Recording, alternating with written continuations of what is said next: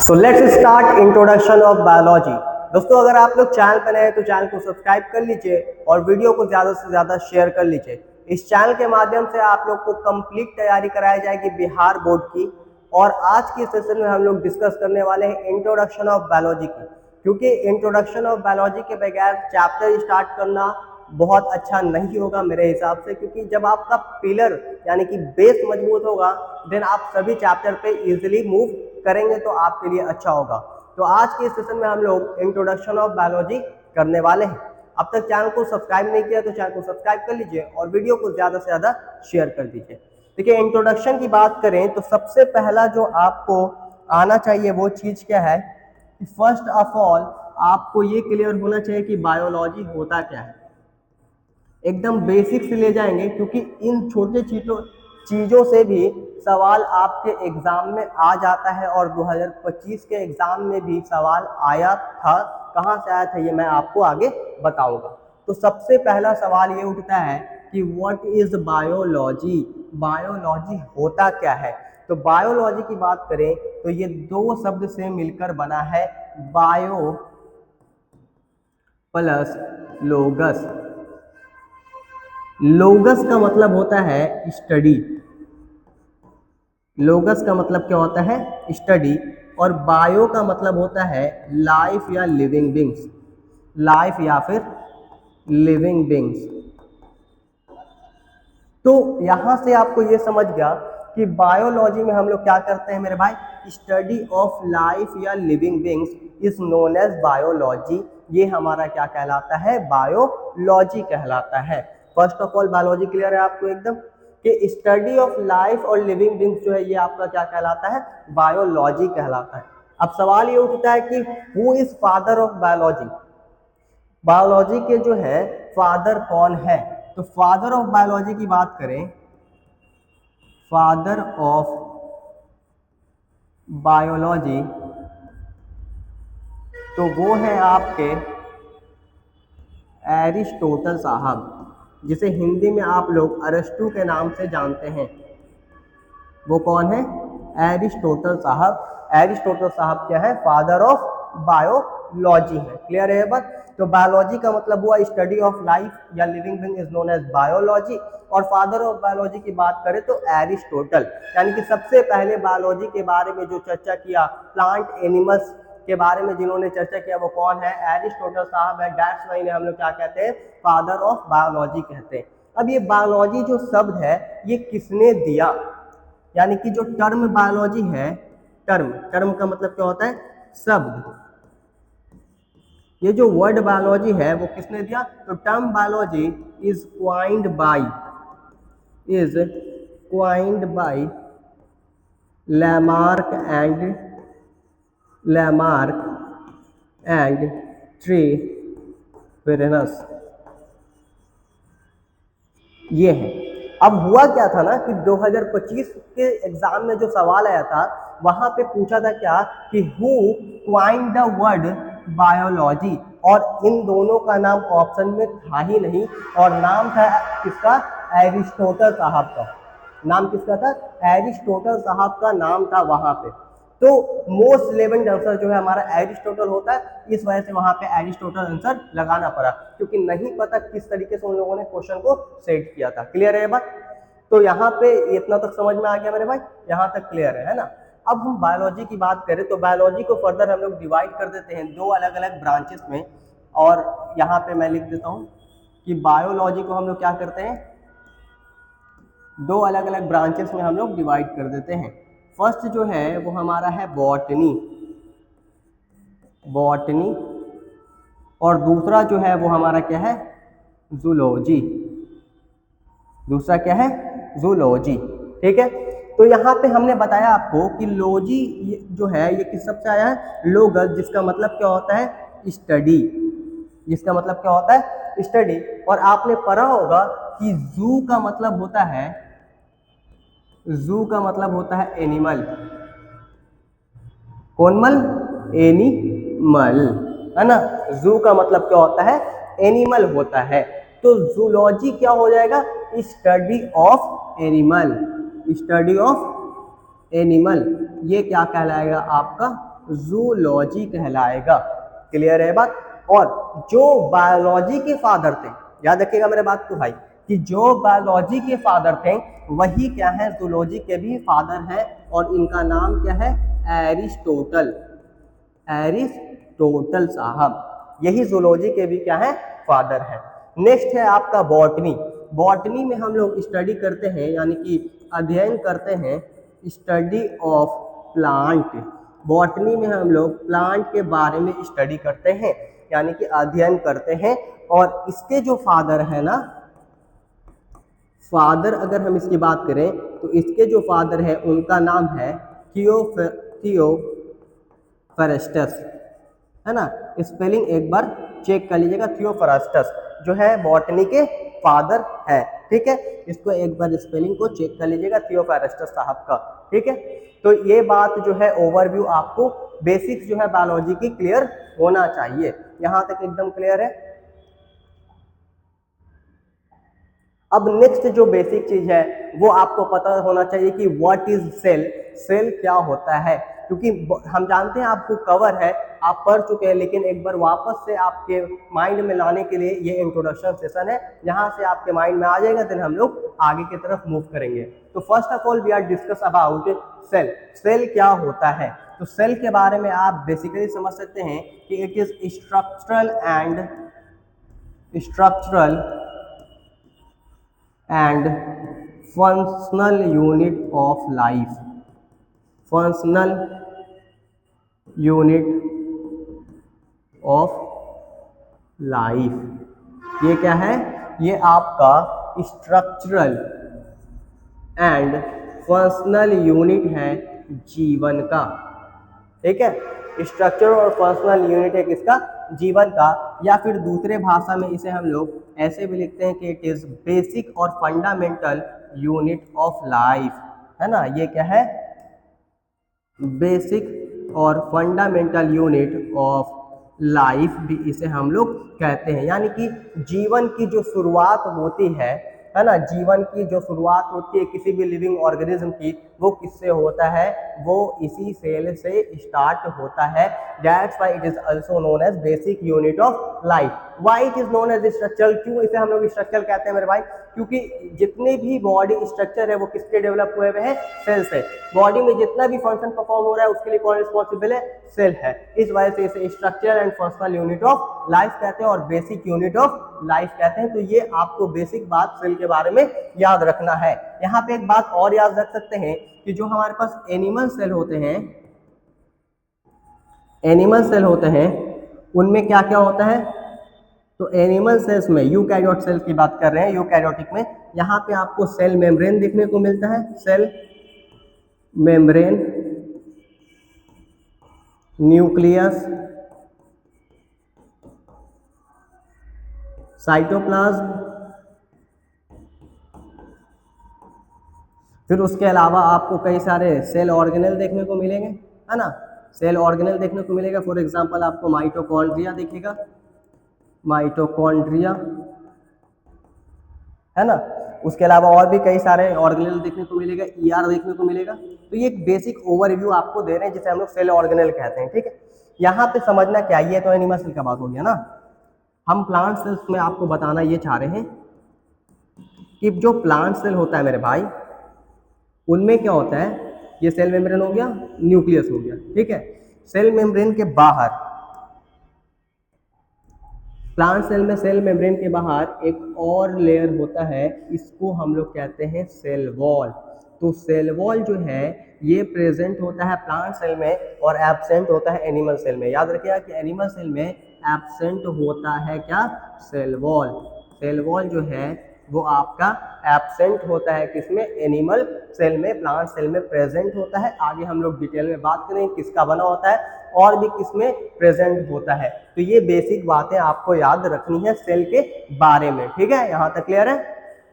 हाँ चलो, अब स्मॉलेस्ट सेल कौन सा है ना, तो स्मॉलेस्ट सेल जो है वो आप याद रख सकते हैं माइकोप्लाज्मा। माइकोप्लाज्मा ओवरऑल बात कर रहे हैं, ठीक है। Mycoplasma are the group of smallest cell, ये एक ग्रुप है, इसमें कई सारे सेल्स आते हैं, क्लास 11th में लिखा हुआ है। लार्जेस्ट सेल के बारे में क्या कहता है? ऑस्ट्रिच एग, ऑस्ट्रिच एग आपको याद रखना है। लॉन्गेस्ट सेल कौन से होते हैं? तो नर्व सेल जो है वो हमारे क्या है? लॉन्गेस्ट सेल है। लॉन्गेस्ट का मतलब लंबा है ना, लार्जेस्ट मतलब बड़ा, स्मॉलेस्ट यानी कि छोटा। सोमैटिक सेल क्या होता है? ये इंपॉर्टेंट है। और जर्म सेल क्या होता है? पूरा क्लास 12 कंप्लीट हो जाता है, पूरा क्लास 12 लिटरली बता रहे हैं। और कंफ्यूजन सोमैटिक सेल और जर्म सेल में बना रह जाता है। तो सोमैटिक सेल क्या है? वो सेल को छोड़कर, किन सेल को छोड़कर? जो रिप्रोडक्शन में पार्टिसिपेट करते हैं उन सेल को छोड़कर हमारे बॉडी में जितने भी सेल्स हैं, those all cells are somatic cell. वो हमारे क्या कहलाते हैं? सोमैटिक सेल्स कहलाते हैं। ठीक है। और जो रिप्रोडक्शन में पार्टिसिपेट करते हैं वो सेल हमारे कहलाते हैं जर्म सेल। क्या कहलाते हैं? जर्म सेल कहलाते हैं। तो इस बात को याद रखिएगा कि सोमैटिक सेल और जर्म सेल। क्लियर है बात? अच्छा, सेल जैसा जो चीज है उसको सबसे पहले किसने देखा? ये बात होता है भाई कि सेल जैसा चीज जो है इसको सबसे पहले किसने देखा? तो फर्स्ट सेल जो है, फर्स्ट सेल उसको देखा था रॉबर्ट हुक ने। रॉबर्ट हुक ने देखा था। और वो जो सेल था वो आपका कैसा था? डेड सेल था। रॉबर्ट हुक ने देखा था और वो सेल आपका कैसा था? डेड सेल था। नेक्स्ट जो है आपका first living cell. First living cell, first living cell जो है इसको किसने देखा? Anton van लेवेनहॉक।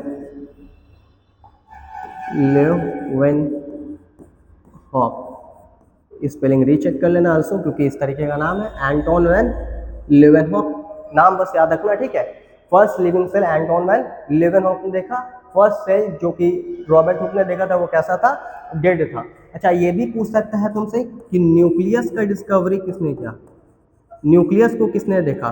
तो न्यूक्लियस को देखा रॉबर्ट ब्राउन ने। रॉबर्ट ब्राउन ने किसको देखा? न्यूक्लियस को देखा। तो ये बेसिक बातें आपको मेरे भाई याद रखना है, ठीक है। अब हम लोग बात कर लेते हैं एक और बेसिक चीज के ऊपर जिसका नाम है माइटोसिस एंड मियोसिस। देखो, दो तरीके का डिवीजन होता है। डिवीजन जो है ये आपका दो तरीके का होता है। एक आपका होता है क्या? माइटोसिस, और दूसरा जो है ये आपका होता है मियोसिस। माइटोसिस के बारे में याद रखिएगा कि इसे हम लोग इक्वेशनल डिवीजन कहते हैं। इक्वेशनल डिवीजन, इसे हम लोग क्या कहते हैं? इक्वेशनल डिवीजन कहते हैं। और मियोसिस को हम लोग रिडक्शनल डिवीजन कहते हैं। रिडक्शनल डिवीजन, ठीक है। ये याद रहेगा कि माइटोसिस को हम लोग इक्वेशनल डिवीजन कहते हैं और मियोसिस को हम लोग रिडक्शनल डिवीजन कहते हैं। फर्स्ट ऑफ ऑल आपको ये याद रखना होगा कि माइटोसिस को हम लोग इक्वेशनल डिवीजन कहते हैं और मियोसिस को हम लोग क्या कहते हैं? रिडक्शनल डिवीजन कहते हैं। अब सवाल ये उठेगा कि why it is known as equational division और why it is known as reductional division. क्योंकि जब हम लोग माइटोसिस करते हैं, जब हम लोग माइटोसिस करते हैं तो क्या होता है मेरे भाई? ये मान लीजिए मेरे पास एक सेल है, तो ये एक सेल जो है ये हमारे पास डिप्लॉइड सेल है। ये क्या है? डिप्लॉइड सेल है, जिसमें क्रोमोसोम का नंबर 46 है, क्योंकि मैंने एक ह्यूमन सेल लिया है, ठीक है। ये सब समझ में आपको आ जाएगा धीरे धीरे पढ़ते पढ़ते। तो डिप्लॉइड सेल है, क्रोमोसोम का नंबर 46 है, और ये सेल जब डिवाइड करेगा तो ये दो सेल्स में डिवाइड करेगा और एक सेल से दो सेल बनाएगा, और दोनों सेल्स जो है वो क्या होंगे? डिप्लॉइड ही होंगे, और दोनों में क्रोमोसोम का नंबर जो है 46 ही होगा। तो देखो, यहाँ भी क्रोमोसोम का नंबर सेम है, यहाँ भी क्रोमोसोम का नंबर सेम है। That's why it is known as equational division. इस वजह से इसे क्या कहते हैं? इक्वेशनल डिवीजन कहते हैं। और अगर मियोसिस की बात करें यानी रिडक्शनल डिवीजन की, तो ये मान लो मेरे पास एक सेल्स है, ये क्या करता है? पहले एक से जो है दो बनाता है, और दो से जो है फिर ये क्या करता है? चार बनाता है, ठीक है। दो से जो है ये क्या करता है? चार सेल का फॉर्म करता है। तो इस तरीके से पूरा एक मियोसिस कंप्लीट होता है। ये तुम्हारा हो गया मियोसिस 1 और दिस इज योर मियोसिस 2। तो मियोसिस 1 और मियोसिस 2 कंप्लीटली क्या कहलाता है, आपका मियोसिस कहलाता है। ठीक है, तो यहाँ पे मान लो कि एक डिप्लॉयड सेल में जो है मियोसिस आपका होता है, तो जो 4 सेल्स आपके बन रहे हैं, दिस ऑल आर हैप्लॉइड, ये सब क्या हो जाएंगे, हैप्लॉइड हो जाएंगे। और इनमें क्रोमोसोम का नंबर जो है वो कितना होगा, 23 होगा। और इसमें क्रोमोसोम का नंबर क्या था, 46। तो देखो क्रोमोसोम का नंबर जो है मेरे भाई, उसने क्या किया इसने कि इसमें से क्रोमोसोम का नंबर इसमें क्या कर दिया, रेड्यूस कर दिया, है ना। क्रोमोसोम का नंबर क्या हुआ, जब ये डिवीजन हुआ तो रिड्यूस हो गया, that's why it is known as reductional division. इस वजह से इसे हम लोग क्या कहते हैं, रिडक्शनल डिवीजन कहते हैं। क्लियर हो गया एकदम कॉन्सेप्ट यहाँ तक, कोई दिक्कत यहाँ तक, बेसिक्स यहाँ पे सिर्फ मैंने बात किया। अब यूनिसेल्युलर और मल्टीसेल्युलर बहुत इजी है लेकिन समझना जरूरी है। यूनिसेल्युलर का मतलब होता है कि वैसे ऑर्गेनिज्म जो कि किसके बने हो, सिर्फ और सिर्फ बना हो सिंगल सेल का, वैसे ऑर्गेनिज्म को हम लोग क्या कहते हैं, यूनिसेल्युलर कहते हैं। और वैसे ऑर्गेनिज्म जो कि मोर देन वन सेल या फिर कह लो कि मेनी सेल्स के बने हो, वैसे ऑर्गेनिज्म को हम लोग क्या कहते हैं, मल्टीसेल्युलर। और याद कैसे रखिए कि कौन यूनिसेल्युलर कौन मल्टीसेल्युलर है, तो जिसको भी आप देख पा रहे हो अपने नेकेड आई से, ऑल ऑर्गेनिज्म आर मल्टीसेल्युलर। क्योंकि यूनिसेल्युलर कभी भी आपको नेकेड आई से नहीं दिखेंगे, तो जो भी आप देख पा रहे हो वो क्या है, मल्टीसेल्युलर। फॉर एग्जांपल चूहा देखते हो, बिल्कुल देखते हैं, तो रैट। काऊ देखते हो, बिल्कुल देखते हैं। अपने आप को देखते हो, बिल्कुल देखते हैं। तो ये सब क्या हो गया हमारा, ह्यूमन बीइंग एक्सेट्रा, मतलब कि बहुत हजारों, है ना, समझ में बात। और सिंगल सेल में क्या लिख सकते हो, अमीबा हो गया, ठीक है, बैक्टीरिया लिख लो पूरा। तो ये सब तुम्हारे क्या हो गए, यूनिसेल्युलर ऑर्गेनिज्म हो गए। क्लियर है, यूनिसेल्युलर मल्टीसेल्युलर। अब प्रोकैरियोट्स और यूकैरियोट्स, बेसिक डिफरेंस, थोड़ा डिटेल नहीं बात करेंगे। प्रोकैरियोट्स में क्या होता है, तो प्रोकैरियोट्स में जो है न्यूक्लियस वेल डेवलप नहीं होता है सेल के अंदर, nucleus are not well developed,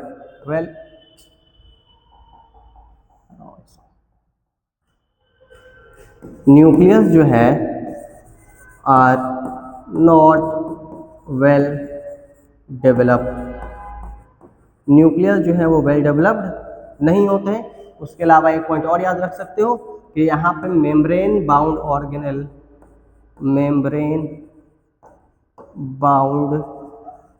organelle जो है वो भी क्या होता है, एब्सेंट होता है। ठीक है, और अगर यूकैरियोट्स की बात करें तो यहाँ पे क्या होगा, जस्ट उल्टा कर दो, न्यूक्लियस जो है वो क्या होगा तुम्हारा, वेल डेवलप होगा, न्यूक्लियस जो है वो तुम्हारा वेल डेवलप्ड होगा। और उसके अलावा क्या लिख सकते हो कि यहाँ पे मेम्ब्रेन बाउंड ऑर्गेनेल जो है वो क्या होते हैं, मेम्ब्रेन बाउंड ऑर्गेनेल प्रेजेंट होता है, ऑर्गेनेल जो है प्रेजेंट होता है। तो ये बेसिक डिफरेंस आपको प्रोकैरियोट और यूकैरियोट में आना चाहिए। ठीक है, हाँ, अब हम लोग बात करते हैं मेटाबॉलिज्म के ऊपर। What is metabolism. तो मेटाबॉलिज्म समझोगे बहुत अच्छे से, क्योंकि ये शब्द बहुत ज़्यादा आपको कंफ्यूज करता है। तो मेटाबॉलिज्म क्या होता है भाई, sum of all total chemical reaction in our body, जितने भी केमिकल रिएक्शन आपके बॉडी में चल रहे हैं, फिर से सुनिए गौर से, कि जितने भी केमिकल रिएक्शन आपके बॉडी में चल रहे हैं, ये आपका क्या कहलाता है, मेटाबॉलिज्म कहलाता है। Sum of all total chemical reaction in your body, है ना, occur in your body is known as metabolism. जितने भी केमिकल रिएक्शन आपके बॉडी में चल रहे हैं वो सब क्या कहलाते हैं, मेटाबॉलिज्म कहलाते हैं। और उनमें से कोई एक रिएक्शन आपका कहलाता है मेटाबॉलिक रिएक्शन। ठीक है, तो मेटाबॉलिज्म क्या होता है, मेटाबॉलिज्म के बारे में अगर हम लिखें तो sum of total chemical reaction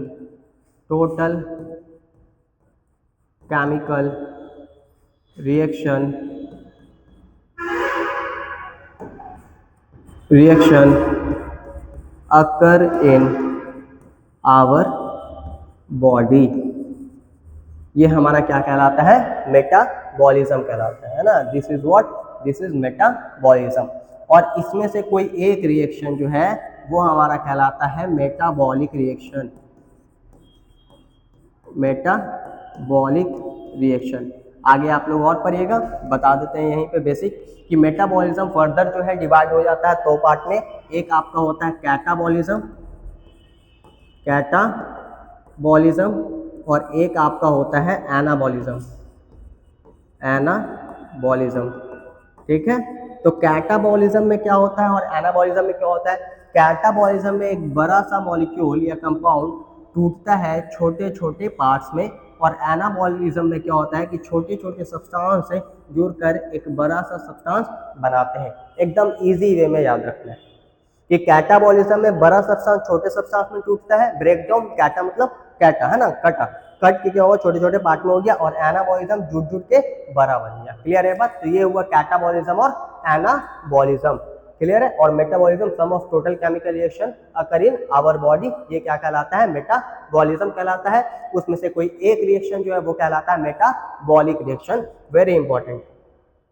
अब ये दो शब्द आपको समझना है कि व्हाट इज इंट्रा और इंटर। इंट्रा और इंटर में डिफरेंस क्या है। तो मान लो कि यहाँ पे मेरे पास एक सब्सटेंस है और ये दूसरा सब्सटेंस है, ठीक है, और कोई चीज है, कोई चीज है, ठीक है।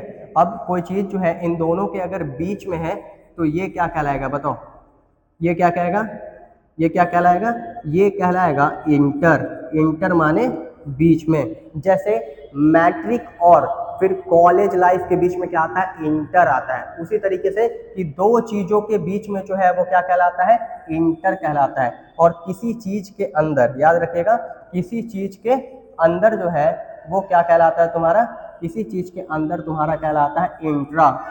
क्या कहलाता है, इंट्रा। फॉर एग्जाम्पल आप सुना होगा इंट्रा सेल्यूलर, यानी कि सेल के अंदर, है ना। इंटर सेल्यूलर स्पेस में, मतलब कि इंटर सेल्यूलर सेल के बीच में जो स्पेस है उसकी बात हो रही है, इंटर सेल्यूलर स्पेस। तो इस तरीके से आपको इंट्रा और इंटर समझना होगा। इंट्रा का मतलब किसी चीज के अंदर, और इंटर का मतलब दो चीजों के बीच में। क्लियर हो गया इंट्रा और इंटर। नेक्स्ट है प्रॉक्सिमल और डिस्टल।